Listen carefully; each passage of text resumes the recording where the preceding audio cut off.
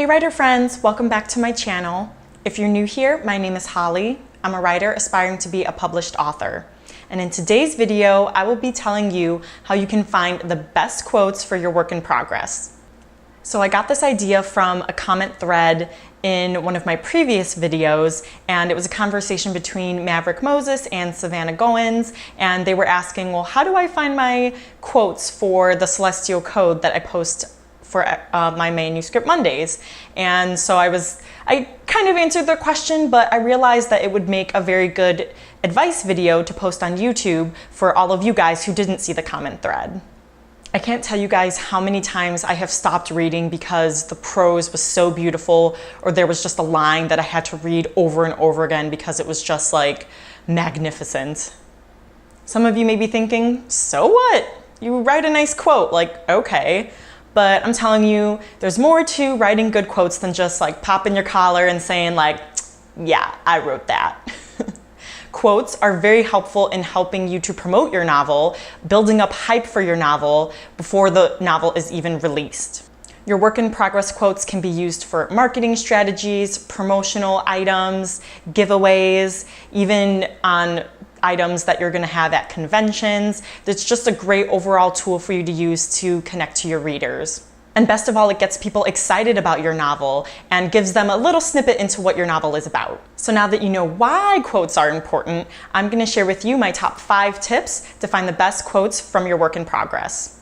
Tip number 1, use your own emotions. You know the feeling when you're just typing away, busting out the words, then all of a sudden you just stop and just read the line you just wrote, and it just gives you this gut-wrenching, like, twisting knife in your heart kind of feeling because of how painfully beautiful it is. Or maybe the line you wrote was so emotional that it made you cry, like not just shed a little tear, like actual buckets of tears. These are the lines that you will remember, and therefore those are the lines that your reader will remember. So find those lines that draws out those emotions in you. And quotes don't have to be just dialogue from your novel. It can be inner monologue, it can be description, prose, anything will work. So I do this throughout all of my drafting phases, where I will copy and paste the line that I just thought was really memorable or that really evoked some emotion in me, and I paste that into a separate Word document. And I actually have it posted as InstaQuotes because I use the InstaQuotes app on my phone. Now I also use Canva and some other apps that I have found since I started my Manuscript Mondays, but you can use really any app that you want to generate those quotes. But first off is just put those in a separate Word document, so then you're just going to have everything organized in one place when you're ready to share those quotes with the world. Tip number 2, don't give it all away. Man, we don't want any of those spoilery quotes. Get those out of here.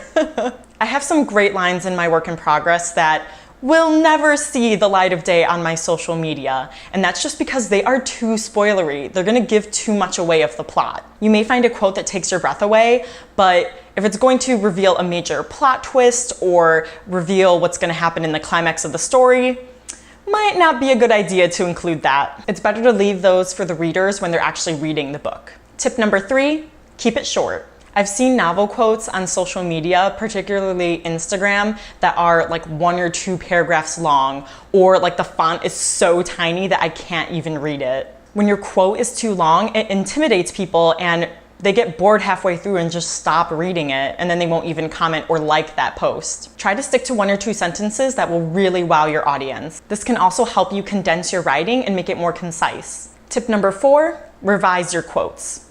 I once read on Twitter that Victoria Schwab had spent 2 hours revising a quote that she knew was going to be a memorable one.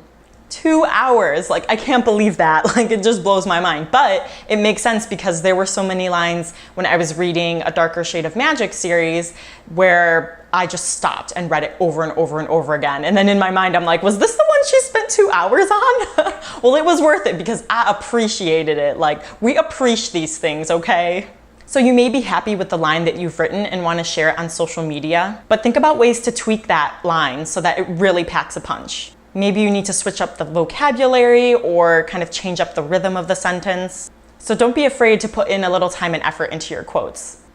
And last but not least, tip number 5, enlist the help of your beta readers and critique partners. Before you send them your manuscript, ask them to highlight or make note of any quotes or lines that really stood out to them or evoked those emotions, whether it's happiness, made them smile, made them cry. Tell them to point those out to you. This can help you gauge whether you even have enough memorable quotes in your work in progress. So that's it, you guys, my top 5 tips to find quotes from your work in progress. So I thought it would be fun as an example to share some of the quotes that I have pulled from the Celestial Code and that I have posted on my Instagram page. And I actually had a couple beta readers who pointed these lines out to me and said that they were really memorable quotes, and they would be like good quotes on the back blurb of the book cover and things like that, that they could go on t-shirts, which really got me excited. Like, it made me hype that they were hyped for the sentence. So it's just like overall a win-win. So these are a couple of my favorites. She had no need to wish on shooting stars. She lived among them now. She hoped some things would never change, no matter how many stars stood between them. Never forget all the love I have for you. Now go save the world. And lastly, I just posted this one last week. In a stranger world than Earth, when you sleep, another world exists. All right, you guys, that's it for this video. Please give it a big thumbs up if you found these tips helpful. And let me know down in the comments below if you have used any of these techniques to find quotes from your work in progress. And if you have any new tips to share, go ahead and put them in the comments down below so that we can all learn from your experience. All right, you guys, until next time, bye.